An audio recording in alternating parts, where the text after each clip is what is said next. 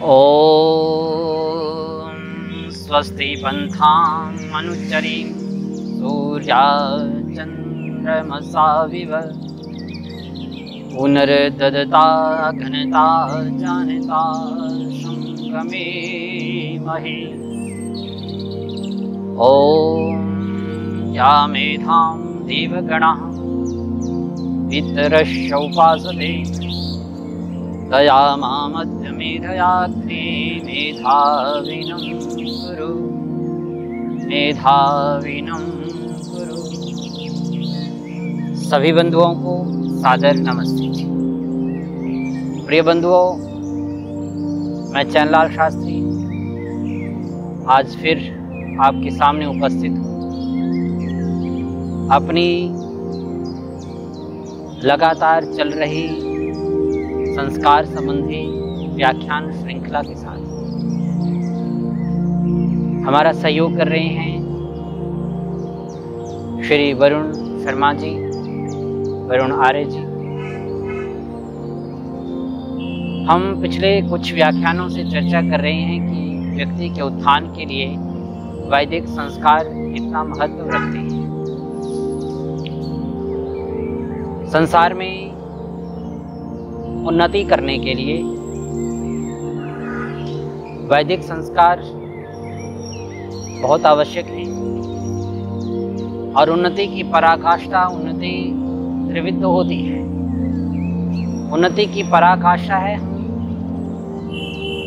संसार से भी ऊपर उठ करके मोक्ष को प्राप्त कर जाए, और उसके लिए ये विद्या संस्कारों के माध्यम से हमें ऋषियों ने दी। 3 प्रकार की उन्नति संसार में होती है। संसार में रहते हुए शारीरिक, आत्मिक और सामाजिक उन्नति। और ये संस्कार जितने भी वैदिक संस्कार हैं जिनकी हम चर्चा करते आए हैं, कोई संस्कार हमारी शारीरिक उन्नति के साथ जुड़ा है, कोई आत्मिक उन्नति के साथ जुड़ा है, कोई सामाजिक उन्नति के साथ जुड़ा है। हमने पिछले व्याख्यानों में चर्चा की है गर्भाधान, सीमंतोन्नयन, जातकर्म, नामकरण, निष्क्रमण और अन्नप्राशन संस्कार की। अन्नप्राशन संस्कार की समाप्ति पर मैंने एक वाक्य कहा था कि इस पे थोड़ी सी चर्चा हम अगले व्याख्यान पे भी करेंगे। देखिए, जो हमारा शरीर है, परमात्मा ने ये मनुष्य का शरीर बनाया है। इसका मुख्य भोजन अन्न है।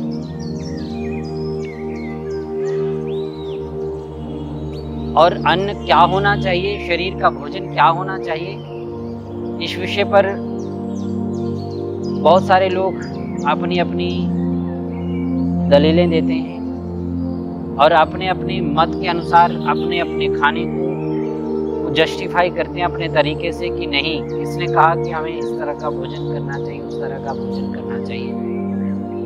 तो हम किसी झगड़े में नहीं पड़ते। हम एक सांसारिक जो सीधा सा सिद्धांत है उसको पकड़ करके चलें। कोई भी कंपनी कोई भी मशीनरी बनाती है तो उस मशीनरी को चलाने के लिए उसका कोई ईंधन होता है, उसको ऊर्जा का एक स्रोत होता है। और वो किस ईंधन से चलेगी, कौन से ऊर्जा के स्रोत से चलेगी। मोबाइल है तो कितने mAh बैटरी से चलेगा, कौन सी बैटरी इसमें पड़ेगी। गाड़ी है तो कौन से ईंधन पड़ेगा इसमें, पेट्रोल गाड़ी है या डीजल इंजन है, वो कंपनी निर्धारित करती है। और अगर हमने गाड़ी ले ली, कोई गाड़ी खरीद लेते हैं, हमने पेट्रोल गाड़ी खरीदी है और हम कहते हैं कि नहीं भाई पेट्रोल थोड़ा सा महंगा है तो हम क्यों ना डीजल का प्रयोग करते हैं इसमें। और हम उसमें डीजल का प्रयोग करते हैं। हो सकता है किसी जुगाड़ से आप गाड़ी कुछ हद तक चला भी लें, लेकिन वो कंपनी ने उस चीज़ के लिए इंजन नहीं बनाया था, वो ज़्यादा देर तक चलेगी नहीं, खराब हो जाएगी। वैसे ही परमपिता परमेश्वर ने ये हमारा शरीर बनाया है, मनुष्य का शरीर। तो इसकी बनावट से हमें इसको पढ़ना होगा और फिर निर्धारित करना होगा कि परमेश्वर ने, बनाने वाले ने, इस शरीर को शाकाहारी बनाया है या मांसाहारी बनाया है। आप जब गहराई से अध्ययन करेंगे, मैं इस विषय पे ज़्यादा नहीं जाऊंगा क्योंकि हमारा विषय अन्यत्र हो जाएगा। इस विषय पर कभी फिर से हम डिटेल बस से बात कर सकते हैं विस्तार से। अन्यथा YouTube पर मांसाहार शाकाहार के विषय में एक व्याख्यान हमारा पहले से पड़ा हुआ है, मेरे व्यक्तिगत नाम से आप सर्च कर सकते हो, वह मिल जाएगा। तो आप महसूस करोगे कि जितने भी हमारे चाहे इंटरनल सिस्टम है, चाहे बाह्य सिस्टम है, जो हमारे मुंह इत्यादि, दांत इत्यादि की बनावट है, सारी शाकाहारी से मिलती हुई है।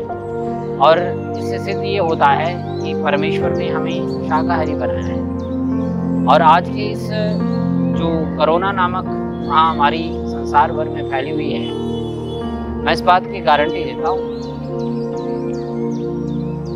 जिस दिन भी इस विषय पर सर्च होगी और आप एक सर्वे करवा लें, निष्पक्ष सर्वे होगा, तो ये बात निकल करके आएगी कि 90% लोग वो लोग थे जो मांसाहारी थे।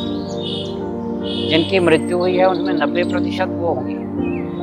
हाँ, 10% शाकाहारी को भी हो सकता है कि बीमारी है, लग जाएगी, लेकिन उनकी जो इम्यूनिटी सिस्टम है वो बहुत, और ये साइंस भी मानती है। आज WHO इत्यादि की जो गाइडलाइंस है वो भी शाकाहार को महत्व देने की बात करती है। तो हमें भोजन के विषय में परमात्मा के बताए हुए अनुसार, क्योंकि परमात्मा ने ये गाड़ी बनाई है, परमात्मा ने ये इंजन बनाया है और इसका ईंधन क्या है वो निर्धारित किया हुआ है। अगर सही ईंधन इसमें नहीं डालेंगे तो गाड़ी ज़्यादा देर तक नहीं चलेगी। इसलिए हमें क्या खाना है, क्या नहीं खाना है, कब खाना है, कितना खाना है, उसका उत्तम ज्ञान होना चाहिए। और वो उत्तम ज्ञान हम अपने बच्चों को भी करवाएं। अन्नप्राशन के बाद हम आगे बढ़ते हैं। अन्नप्राशन संस्कार के बाद आता है चूड़ाकर्म संस्कार। चूड़ाकर्म कहते हैं मुंडन संस्कार, उसको हम लोग मुंडन संस्कार भी कहते हैं। और उसके लिए आश्वलायन गृह सूत्र में कहा गया है तृतीय वर्षे चौलम, ये तीसरे वर्ष में मुंडन संस्कार किया जाए। ये भी बच्चे के स्वास्थ्य से जुड़ा हुआ है, क्योंकि जो गर्भकाल के बाल हैं उसके सिर पर हैं, और उससे आप महसूस करते हो कि बच्चा तीसरे वर्ष के बाद बालों से चिड़चिड़ा सा हो जाता है, उसकी ग्रोथ एक रुक सी जाती है। और उससे पहले इसलिए निषेध किया गया उनको उतारने, क्योंकि हमारी जो खाल है, जो खोपड़ी की चमड़ी है, थोड़ी नाजुक होती है, उस तरह सहन नहीं कर सकती, कट सकती है, छिल सकती है। इसलिए हमारे ऋषियों ने ये विधान किया होगा कि तृतीय वर्षे चौलम, तीसरे वर्ष में जब बच्चा चलता है तो उसका मुंडन संस्कार किया जाता है, और इससे उसके गर्भ के दूषित बाल भी निकाल दिए जाते हैं और नए और सुंदर बाल आते हैं। और जिससे स्वास्थ्य की दृष्टि से भी इसका बहुत लाभ होता है। आप महसूस करते हो कि बच्चा उसके बाद तेजी से ग्रोथ करता है, बढ़ता है। मुंडन के बाद आता है, चूड़ाकर्म संस्कार के बाद आता है कर्णभेद संस्कार। तो कर्णभेद के विषय में भी बहुत सारे लोग, पहले तो प्राचीन भारत में आप देख लो, आर्यवर्त से लेकर के आपने कोई भी प्राचीन ग्रंथ उठा करके देखोगे तो आप महसूस करोगे कि उन ग्रंथों में या उनकी जिन महापुरुषों की चर्चा पढ़ते हो, या आप जो नाटक इत्यादि में भी देखते हो, तो लगभग सभी का कर्णभेद संस्कार हुआ होता था, और कईयों का नाक भी भेदन किया जाता था। आप कहोगे इससे क्या होता है, हमने भी करवा रखा है, इससे क्या लाभ होता है? तो हमने विद्वानों से सुना है इस विषय पे कि आयुर्वेद में इसमें का बहुत महत्व है। कान के छिदवाने से मैंने कई आचार्यों से भी बात की इस विषय में कि क्या वास्तव में ऐसा होता है, तो उन्होंने इस बात का समर्थन किया है कि हाँ, ऐसा निश्चित रूप से होता है, और ऐसा चरक संहिता में शायद लिखा है या सुश्रुत में लिखा, मैंने नहीं पढ़ा, लेकिन मैं विद्वानों की मुखारविंद से सुनी हुई बात आपको बता रहा हूँ कि कर्णभेद करवाने से नाभि से नीचे की बीमारियां, हर्निया इत्यादि में बहुत लाभ होता है, वो चीज़ें नहीं होती। तो इसलिए कर्णभेद भी हमारे स्वास्थ्य से जुड़ा हुआ है। कर्णभेद संस्कार होता है, ये कर्णभेदो वर्षे तृतीय पंचमे वा, ऐसा आश्वलायन ग्रीष्मोत्तर में लिखा हुआ है कि कर्णभेद संस्कार द्वितीय वर्ष में या 5वें वर्ष में होना चाहिए। इससे भी बच्चे को स्वास्थ्य लाभ मिलता है। अब 5 वर्ष का बच्चा हो गया है और संस्कृत के आचार्य एक बड़ी सुंदर बात कहते हैं, पंचवर्षम लालेत 10 वर्षम ताड़ेत प्राप्ते तो षोडशे वर्षे पिता पुत्रम मित्रवत आचरेत। इस तरह का कुछ श्लोक है, हो सकता है श्लोक में मुझे विस्मृत हो रहा हो, आगे पीछे शब्द हो गए हों, लेकिन इसका भाव ये है कि 5 वर्ष तक बच्चे का लालन करना है और 10 वर्षम ताड़े, 5 से लेकर के 16 वर्ष की आयु तक, 15 वर्ष की आयु तक ताड़े, उसकी ताड़ना करनी। ताड़ना का भी प्राय ये नहीं है कि उठ करके रोज उसकी पिटाई ही करनी, नहीं। और फिर जब 16वें वर्ष पर बच्चा चले, चाहे पुत्र है चाहे पुत्री है, उसके साथ पुत्री है तो माँ और पिता है तो बेटा है तो पिता, मित्रवत आचरित, मित्र के समान आचरण करे।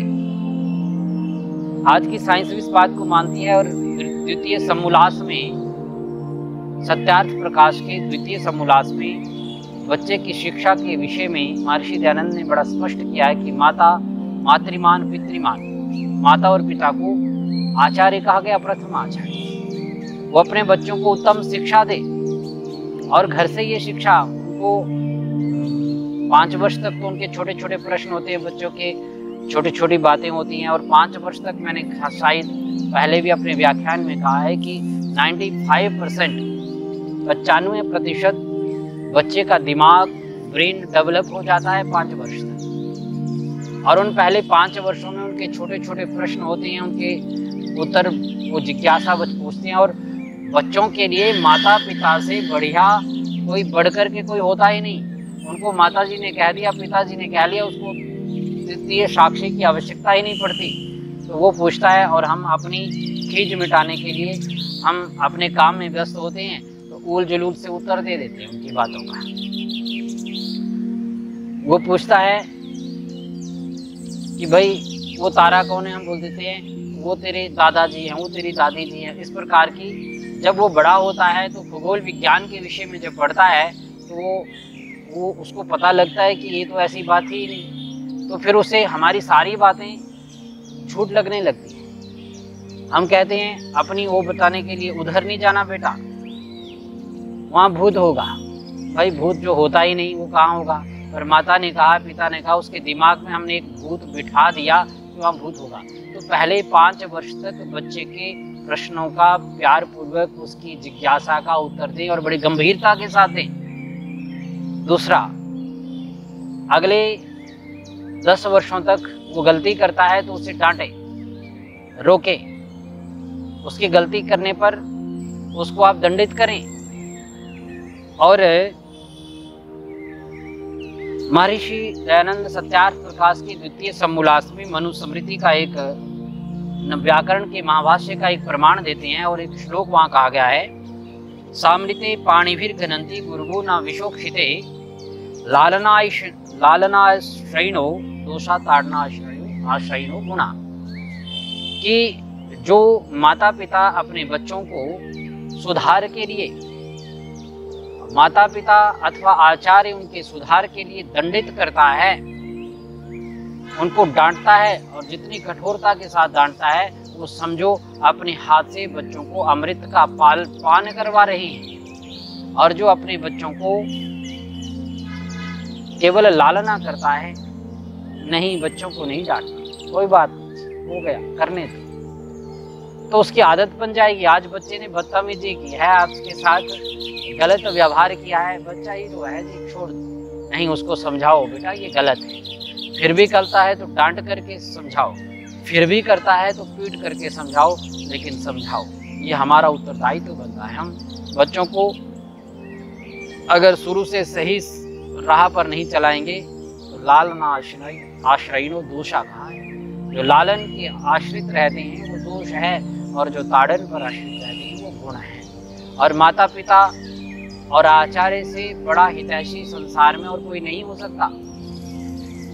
और वो हमेशा अपने बच्चे का, अपने संतान का भला ही चाहते हैं। अगर किसी बात के लिए माता पिता अपने बच्चों को डांट रहे हैं तो निश्चित रूप से वो उसकी भलाई के लिए होगा, उसके उत्थान के लिए होगा। तो इस प्रकार से अब उसके जो अगला संस्कार है उसको उपनयन संस्कार कहते हैं, यज्ञोपवीत संस्कार कहते हैं। तो उससे पहले माता पिता जो हैं वो अपने बच्चे को बहुत सारे श्लोक, महर्षि दयानंद ने लिखा है कि बहुत सारे श्लोक जो नीति के श्लोक हों, जो उनके जीवन में व्यवहार के आने वाले श्लोक हों, बहुत सारी ऐसी बातें उनको कंठस्थ करवा दी पहले। जैसे कि नाविद्याते जलाशय, हमें जिस जलाशय को हम जिसकी गहराई न जानते उसमें नहीं जाना चाहिए। तो इस प्रकार के वाक्य बच्चों को कंठस्थ करा दे, ताकि कभी भी वो कहीं जल देख करके उसका क्रीड़ा करने का मन करता है, दोस्तों के साथ नहाने के लिए उतरने लगता है, तो उसके दिमाग में एक बात आए, मेरे पिता ने कहा है, मेरी माता ने कहा है, नाविद्याते जलाशय, बिना ज्ञान की गहराई जाने हुए जलाशय में नहीं उतरना चाहिए। सदा सत्य बोलना चाहिए, धर्म का पालन करना चाहिए। इस प्रकार की बहुत सारी बातें। और जैसे अभिवादनशीलस्य नित्य वृद्धोपसेविना चत्वारि तस्य वर्धन्ते आयुर्विद्या यशोबलम, इस प्रकार के बहुत सारे जो अच्छे श्लोक है जो जीवन में हमारे व्यवहार को उत्तम बनाते हैं। बहुत सारी ऐसी बातें हैं वो बच्चों को हम कंठस्थ करवा दें, जिससे कि वो जीवन में उसके काम आए। तो इस प्रकार से हम उसको संस्कारित कहाँ से कर रहे हैं? गर्भाधान से। गर्भ के दौरान हमने परमात्मा से प्रार्थना की कि हे प्रभु, हम उत्तम संतान चाहते हैं, हमारे यहाँ उत्तम संतान आए। पुंसवन संस्कार के दौरान हमने गर्भ से ही उसको शिक्षा देना प्रारंभ कर दिया, जैसी संतान चाहिए वैसी संतान का निर्माण वहाँ से माँ ने शुरू कर दिया। फिर सीमंतोनयन संस्कार में निर्विघ्न प्रसूति की कामना की, जातकर्म पे उसको उसका लक्ष्य समझा दिया, तुझे ज्ञानवान बनना है, तेजस्वी बनना है, तुझे अपनी कीमत बनानी है। इस प्रकार से फिर नामकरण, निष्क्रमण, अन्नप्राशन, चूड़ाकर्म और कर्णभेद संस्कार के बाद अब उपनयन संस्कार हम अगले अपने व्याख्यान में केवल और केवल उपनयन संस्कार के विषय में ही बोलेंगे। आप लोगों का बहुत सारा प्यार, सानिध्य हमें मिल रहा है, आप सबका बहुत बहुत धन्यवाद। फिर अगले व्याख्यान में आपके सामने उपस्थित होंगे, और शेष कार्यक्रमों के लिए जो पिछले व्याख्यान नहीं सुन सके वो हमारे YouTube चैनल RSMart जम्मू के नाम से, उससे आप ये व्याख्यान सुन सकते हो।